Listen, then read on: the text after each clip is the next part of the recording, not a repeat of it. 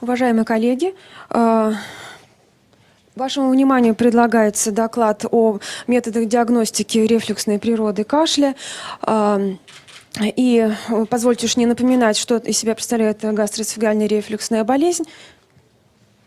Мы обращаем внимание на данной сессии на в основном внепищеводные проявления ГРП. Это кашель рефлюксной природы, бронхиальная астма рефлюксной природы, связь которой с ГРП доказана.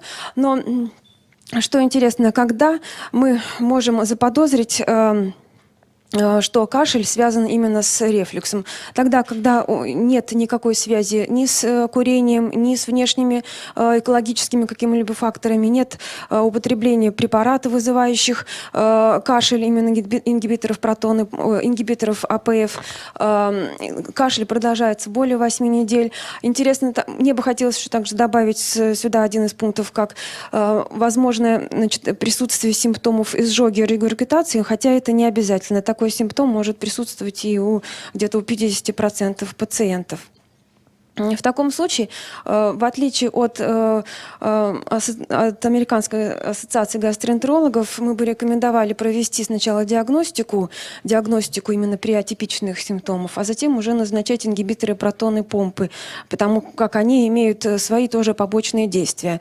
Хорошо, если больной имеет типичные симптомы, и мы можем увидеть у пациентов эрозивные изменения в пищеводе, но иногда, когда уже пациент принимал по какому-нибудь поводу ингибиторы протонной помпы, таких изменений бывает не видно. И тогда, но мы не можем отрицать в таком случае связь кашля с рефлюксом. В этом случае нам помогают различные другие методы диагностики, которые позволяют диагностировать такого сложного пациента. Простой метод PH-мониторинг, который может быть встретиться и в различных стационарах, не только города Москвы, но и по России, позволяет выявить патологическую связь с кашлем. Ну а именно по каким показателям? Это превышение экспозиции кислого содержимого в нижней трети пищевода, более 4,5% количество рефлюксов увеличивается, более 46%. И показатель Эдеместер, он интегральный показатель, складывается из всех показателей, которые присутствуют здесь, более 14,7%. Да, если мы получили такие данные, то, конечно, можно подтвердить патологическую связь с рефлюксом. Однако не всегда, например, при неэрозивной рефлюксной болезни или при присутствии щелочных рефлюксов у тех же пожилых пациентов, PH-импеданс мониторинг добавляет свою лепту. Он увеличивает чувствительность метода на 25-50% и позволяет выявить не только некислые рефлюксы, но и связь с этими рефлюксов с кашлем.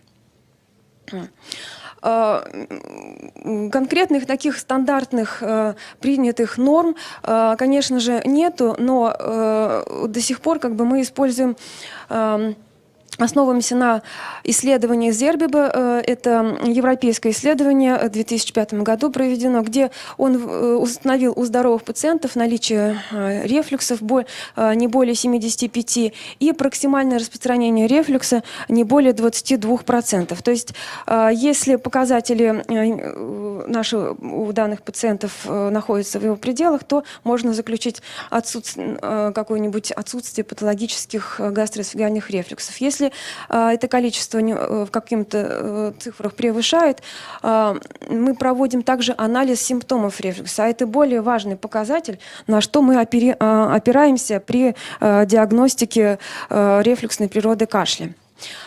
Все пациенты заполняют ведут дневник и отмечают, когда у них был кашель. Некоторые пациенты отмечают 10 раз кашель. Буквально на прошлой неделе пришла пациентка, 50 раз отметила кашель. Но что интересно, у нее была высокая вероятность ассоциации с симптомами рефлюкса.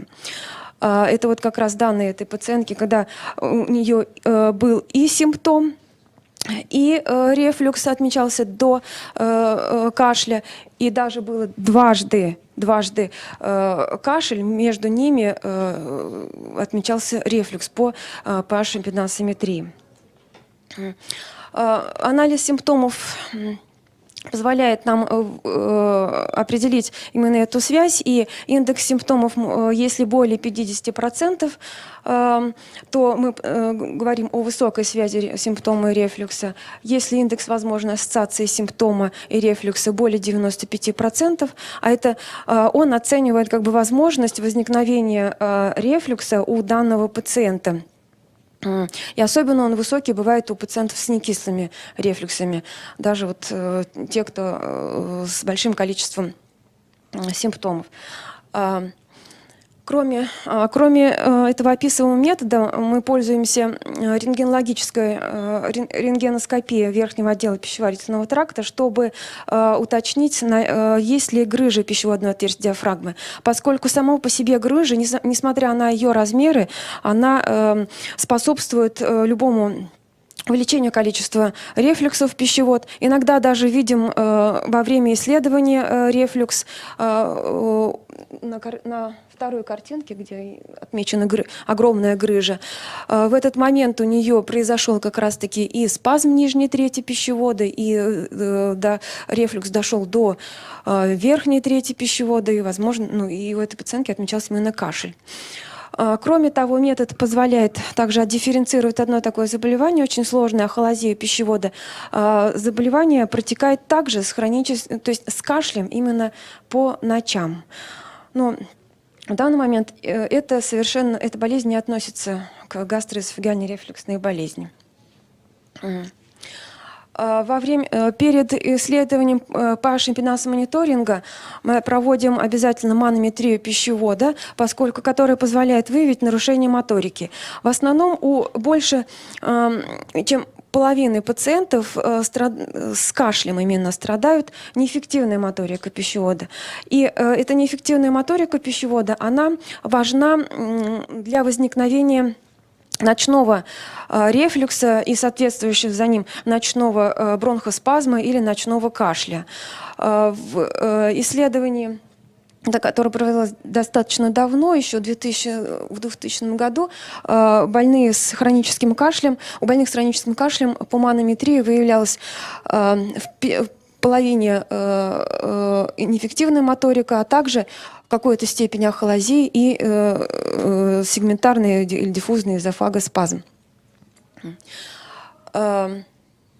И таким образом мне бы хотелось закончить свой доклад алгоритм, который мы предлагаем проводить для диагностики кашлевого синдрома.